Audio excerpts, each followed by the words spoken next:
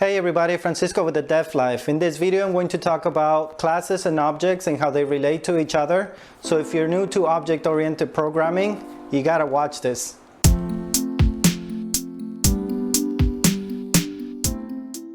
Alright guys, before we get into the coding portion of the video, I want to explain a little about what a class is, and I'll try to do it as quickly as possible so we can get to the coding part. So essentially a class is a template, a cookie cutter, or a blueprint, right? So for example, let's take for this example, for this tutorial, I'm going to use the analogy of a car, or is it a metaphor?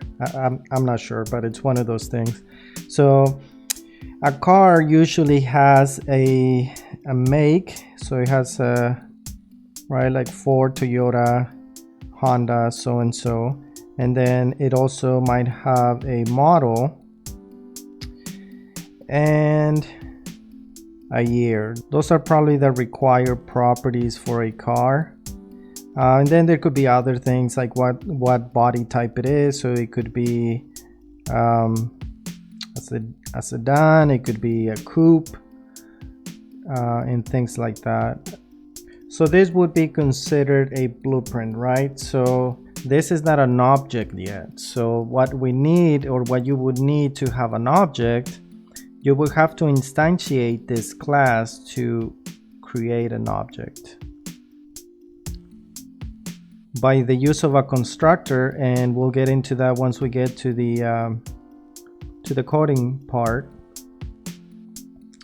We could instantiate and generate or create an object. So an object would actually hold the data, right? So let's see, we could have the make be a Honda, and we could have the model be a Civic, and we could have the year be a 1998.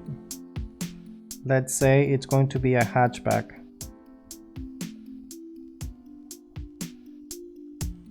And that's how a class relates to an object. Now, we could instantiate many different objects based on this class. So we could have an infinite number of objects, right? So let's say that you can have a database, a table full of cars, and you want to load them up into your application. You would generate one instance of each of those records in database. Okay, now let's jump into the code. So I have Visual Studio 2019 open. Let's go ahead and start a new project. And for this tutorial, I'm going to use a console, so you can search for a console application. And the reason why I'm choosing this is because it's a lot easier to get started and get going with it. We can use a .NET Core, but for the purpose of this tutorial, it doesn't really matter. So I'm going to go ahead and do a .NET framework for this. Let's call it class tutorial.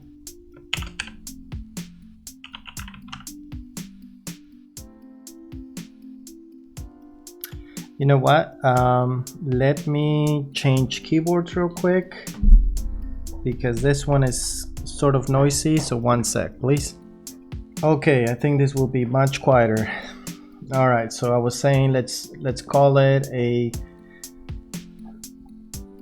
let's call the project class tutorial console app, and let's put it on my desktop.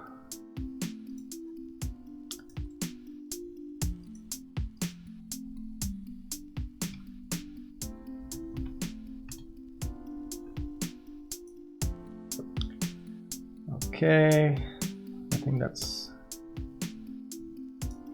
good enough. Let's ask the console to read a lines.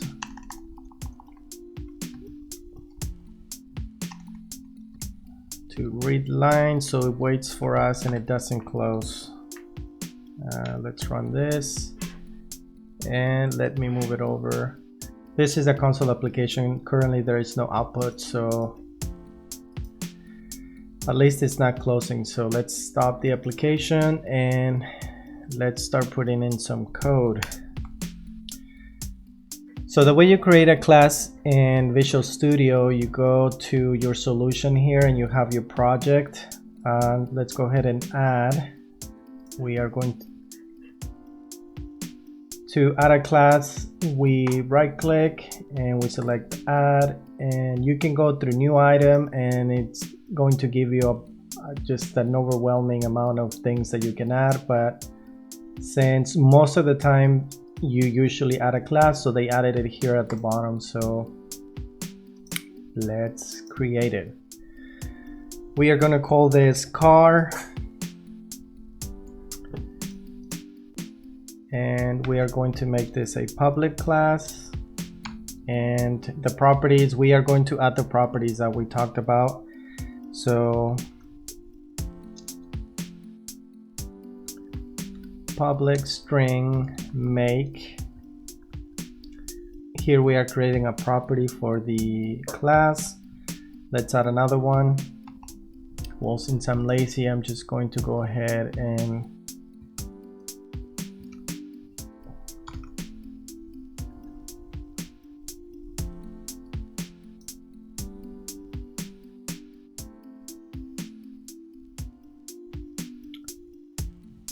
make, model, and year. It's the properties we're going to use. Okay, so now you can see that we have a file called car in our project. Okay, so let's go ahead and create our first object based on the class we just created. So this will be our Civic that we talked about earlier in the video. We can do it two ways. You can say the type of class we are going to be using, and we're going to call this Civic, and we are going to say use the keyword new car, and this will create a new instance of the car class. The other way, and it's usually the way that's being used more often, is you just do var, and once you set the type of class you're going to be using, this var will become the type of car or whatever class you are instantiating. Okay, so now that we have instantiated a class, before we move forward, I want to use a tool that's going to help us visualize the object. It's a library that will turn this object into a JSON object so we can see it better when we print it out to the console. So to do that, to bring in a library, this is actually a NuGet package. So let's go to Tools, NuGet Package Manager, and Manage NuGet Packages for Solution. And the library I'm talking about is called newtonsoft.json. And here are the projects that we have in our solution. So I will go ahead and select the project I want to bring in this library into. And then here you can select the version you want to install of this package, this NuGet package. I will select the latest, and all you gotta do is just click install, and this will pull it from the web and put it in your project. So now if we go to inspect the project, if we go under references, you are now going to see that we are referencing that NuGet package. Okay, so far we have a Civic object, but we haven't set any of the properties. So let's go ahead and see what it would look like if we print it out. So for this, we're going to use var. Let's create a J object. Let's call it Civic JSON, and we will create it from. It will be of type J object. Okay, so here we are not stating that we are using the package we just brought in. So let's go ahead and let the project know we are going to use it. You could also go in here and write this manually, but I just like to lean on the functionality that Visual Studio offers. where you can just use that and it will do it for you. So now we are going to be generating a J object from an object, and the object we're going to use to generate that will be civic. Okay, so now we have a JSON object. Let's go ahead and print this out.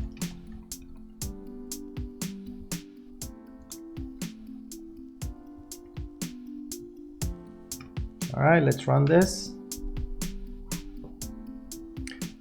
All right, as you can see,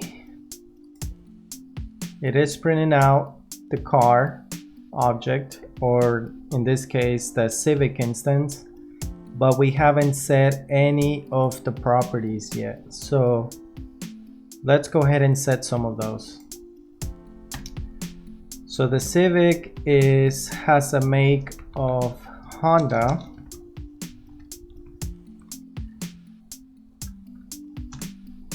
And the model obviously is a Civic. And the year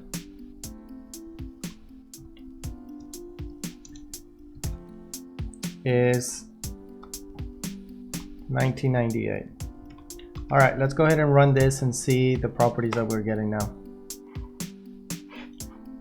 All right, as you can see now, we are getting Honda, Civic, and the year. I think we can simplify this to use less code. I think this section here, I guess if we want to get fancy, we can get rid of one line here. So what we can do is get rid of this, and we can copy this in here. And we could just add toString here, and it will be the same thing. Now we will just be saving one step there. The output should be the same, but then here it looks like we are typing too many lines. So what we can do, this is where constructors come in. So we can go and modify the class, and we can say that we will have a constructor, and the way you define a constructor, you just use the name of the class.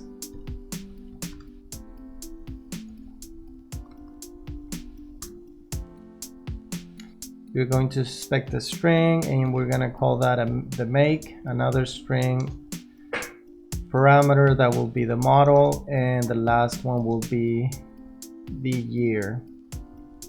Okay, so now we can use those values to set the properties we defined up here. So let's go ahead and say this make equals to make the value that you are passing in. And I don't know if you noticed, but the word this became a little dimmer than the rest of the code.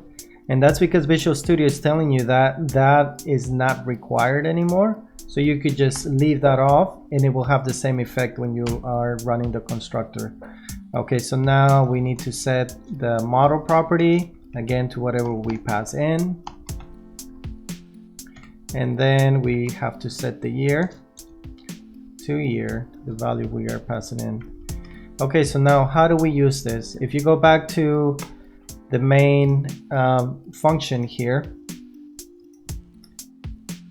an easier way to do this that took 4 lines, we can do it in 1 line. So that would be the same thing as doing this. Var civic, and then we could use a constructor we just defined, and we can pass here Honda. And if you notice here, Visual Studio gives you hints, so it's telling you here what it's expecting. So the first one, the first parameter we included is Honda. You can see that we already defined that. And you can see the model is a little brighter or more pronounced than the other 2 parameters. So that means that you have to now provide the model at the point where you are. So now this will be Civic, and the next one will be year. Okay, So now as you can see, our program now is a lot smaller than before. I think we shaved about 5 or 6 lines. The reason why it's important to try to put your code in as minimal lines as possible is because you have a less chance of making mistakes or introducing bugs into your code. But at the same time, sometimes it becomes too complicated, because you could overdo it, and you could even do it this way to where I could even shave off this line, but then it's gonna become too convoluted to even read. So let's go ahead and do this, and this would be essentially 2 lines on your whole program, and it would have the same result. So see this, so then the program could be just that, and it would have the same effect as all the lines of code that we did. Now, yes, this is very efficient, but at the same time, it's harder to read. I think you have to find a balance between which way is sort of like a good medium point, so you don't overdo it. So let's run it just to prove the point that I'm making, that we could make it as complicated and as efficient as this, but it's not always the best way to do things. So see, we are getting the same result as we were earlier, but we don't necessarily always want to do that. So let's backtrack a little bit here.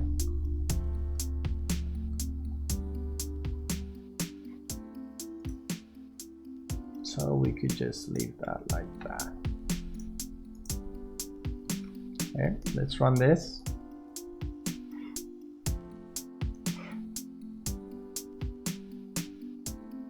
All right, so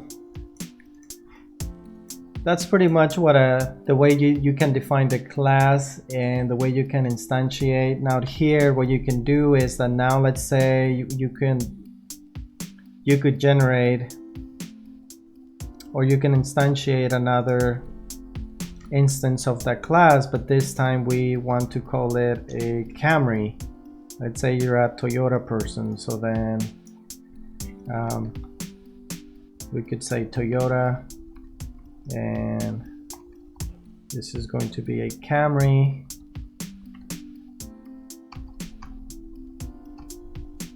and let's say you like newer cars, so let's get last model car, and this will be Camry. And let's go ahead and print this out also.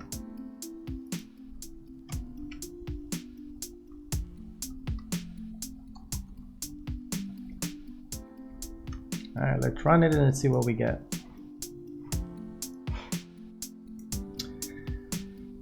Oh, there you go. Okay, so now what if you want to make your classes more complex? And let's say that the Civic, as we mentioned in the first part of the video, I was talking about adding the body type, right? So then we could go in, we can still go back and edit the class and add a new property.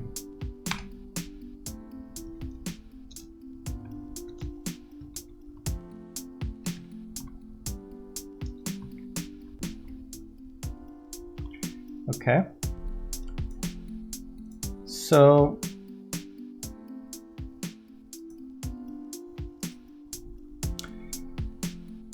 what is the issue that we see here? Well, I guess if we wanted to set the body type property for the Civic, we would have to do something like Civic body type, right? And then we can set it to hatchback. Is that how you spell it? Yeah. All right. So this would give us this result here, right? We didn't set the body type on the Toyota, which is fine, at least for this purpose, for this tutorial, that's fine. And we were able to set the body type property for the Honda. But what if you didn't want to have an extra line here? How could you get rid of the line? Well, one way is that you can have multiple constructors. And so you can create another or define another constructor that does take in the body type and sets the body type.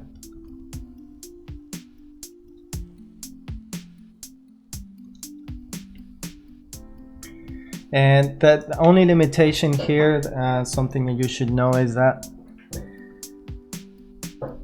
there's this concept of signature when you create methods in a class, and the signature is set by the number of parameters and the types and the name of the parameter. So if you can see here, we're expecting 3 parameters when we call this constructor and 4 when we call this one. The signature, it's useful because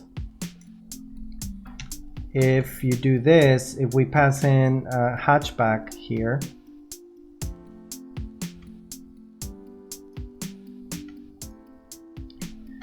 the program needs to know which constructor to use based on the parameters that you are passing in. So this is where it becomes important to have a different signature for your constructors, right? So this is going to look for a signature that matches. Okay, so let me backtrack a little bit. So this command or this statement here will look for a constructor that matches this signature, and there could only be one, right? So it will know that you want to use this constructor when in this command here, in this statement, but in this statement for the Camry, you want to use this constructor. All right, so let's go ahead and run it and see what we get. Different ways to do it, but pretty much achieving the same. Well, as you can see, this is a simple example of a class and how you create objects. Now imagine you could also add methods. Methods are essentially functions that live inside of a class. Methods are something that per se is an action. So for example, actions that we could use in a car would be something like start the engine, right? So we could define a public method. So let's define a method, and this method will be not returning any value. It will only print out something to let us know that the engine has been started. So the method will be called start engine. And all it's going to do is print a line that says engine started.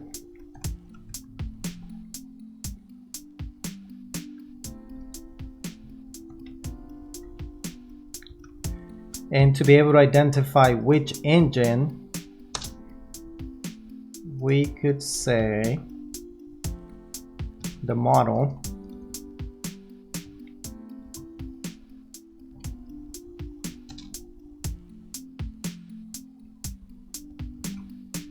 And we could just print out that message afterwards. So this way we will know where this printout is coming from. So let's go ahead and say Civic start engine.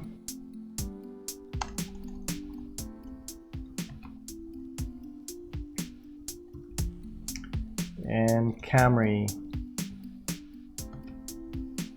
start engine. Okay, let's run this. And there you go. So we have Civic engine started and Camry engine started. I hope this was useful to you and it gets you started on the fundamentals of a class or classes and how they are instantiated and how you could create different instances or many multiple instances of each of the classes.